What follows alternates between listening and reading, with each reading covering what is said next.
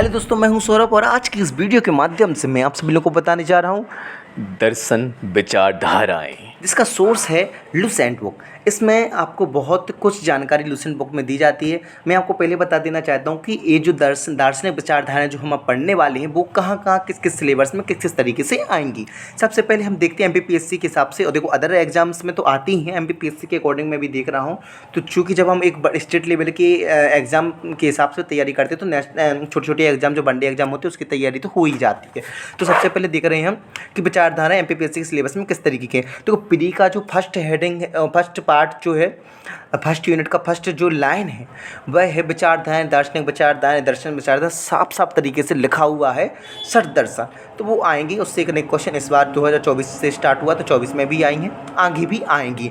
अब आगे जो देखते हैं इसका और विस्तृत रूप से मेंस में देखा जाए तो मेंस में पूरा ही एथिक्स का पेपर है, उसमें ये बहुत डिटेल्स में आती, करीब 20 नंबर से 25-30 नंबर तक का आने की संभावना इनसे होती ही है। जब हमारा बेसिक ज्ञान लूसेंट स्तर का जो होता है वो हमें अच्छे तरीके से लर्न है, दिमाग में सेट है, तो हमें आगे की जो इनकी जो दार्शनिक थ्योरी होती है वो हमें समझने में ज़्यादा परेशानी नहीं होती है। ठीक है, तो चलिए शुरू करते हैं। तो आप सभी के सामने पहली विचारधारा प्रस्तुत है जिसका नाम है रूढ़िवाद विचारधारा।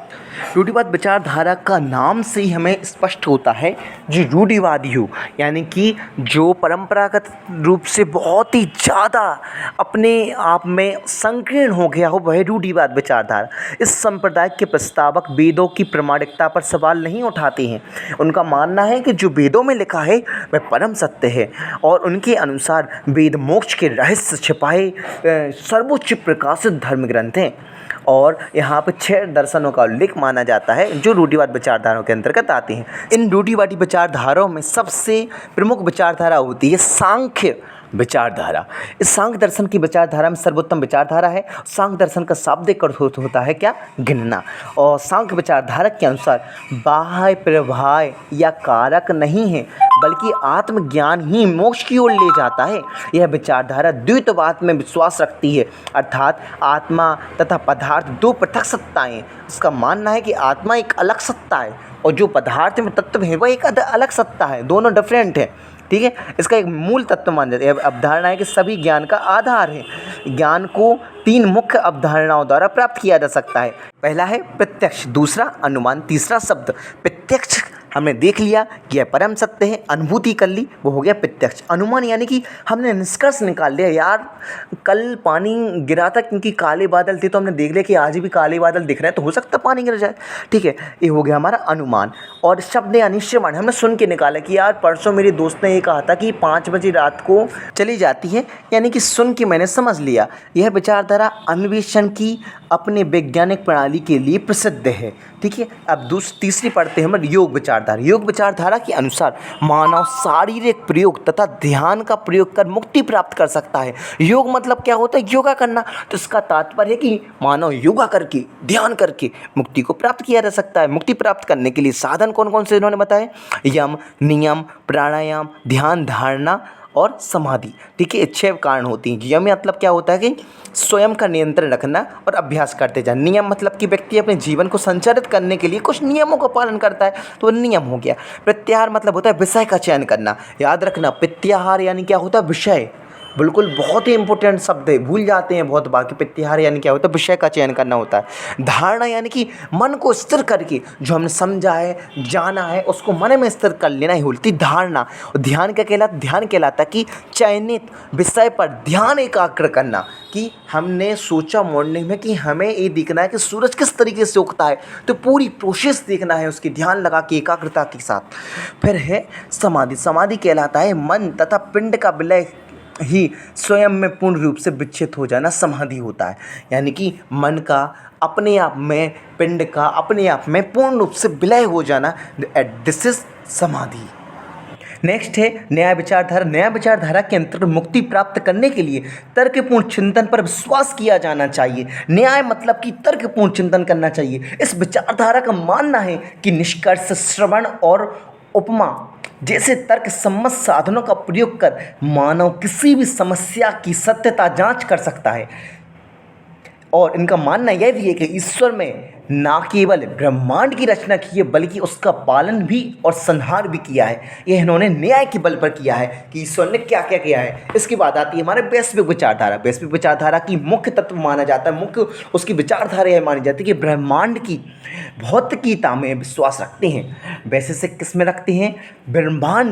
ब्रह्मांड विभाग से स्टार्ट होता है और वैश्विक विभाग से स्टार्ट होता है। जिसका तात्पर्य यह निकला कि ब्रह्मांड की भौतिकी विचारधारा में विश्वास कौन सा दर्शन करता है? तो वैश्विक दर्शन करता है। इसके अनुसार ब्रह्मांड का हर एक पदार्थ 5 तत्वों से मिलकर बना है। वो 5 तत्व आप सभी को पता है कौन कौन से?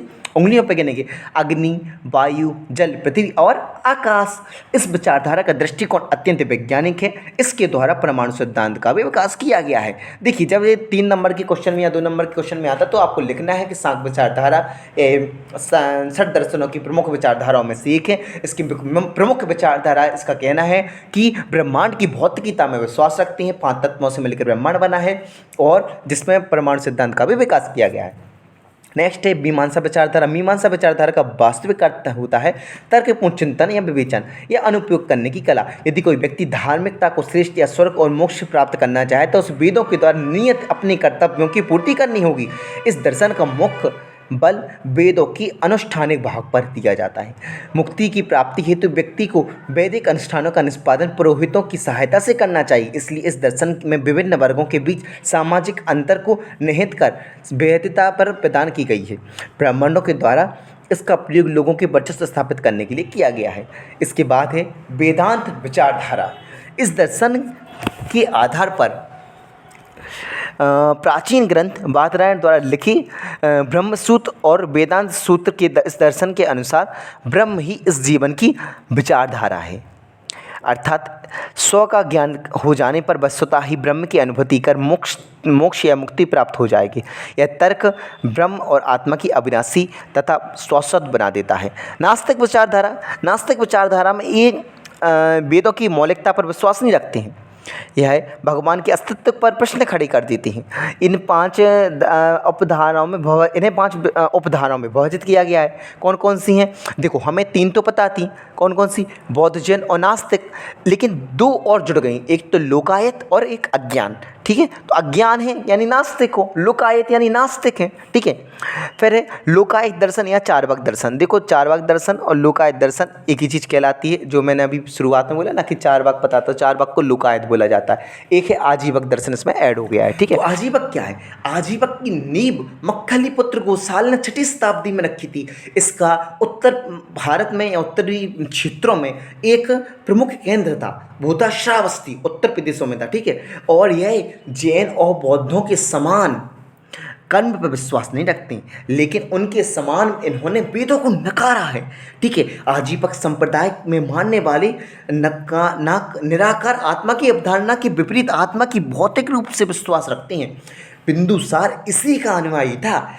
अशोक 7वें स्तंभ के राजा देश में आजीवकों का उल्लेख मिलता है। अशोक के किस स्तंभ में आजीवकों का उल्लेख मिलता है? 7वें, 6ठी शताब्दी में आया था और 7वें स्तंभ में अशोक की उल्लेख मिलता है। इसका एक नोट लिखा है, इसके नीचे सबसे नीचे लिखा है कि वेदांत दर्शन में उपनिषद, भगवद गीता और ब्रह्म सूत्रों को ज्ञान का प्रमुख स्रोत माना जाता है। इन 3 ग्रंथों को सामूहिक रूप से प्रस्थानत्रयी कहा जाता है। तो प्रश्न बनता है कि प्रस्थानत्रयी किसे कहा जाता है? तो उपनिषद, गीता और ब्रह्मसूत्र। देखो, ये पता है हमें, उपनिषद में बहुत अच्छी ज्ञान की चर्चा है, गीता में तो ज्ञान कृष्ण का है ही, और ब्रह्मसूत्र में भी है। तो इन 3 कौन कौन से हो गए? सबसे पहले उपनिषद, गीता, ब्रह्मसूत्र। उपनिषद, गीता, ब्रह्मसूत्र। उपनिषद, गीता, ब्रह्मसूत्र क्या है? प्रस्थानत्रयी है। Thank you for watching video.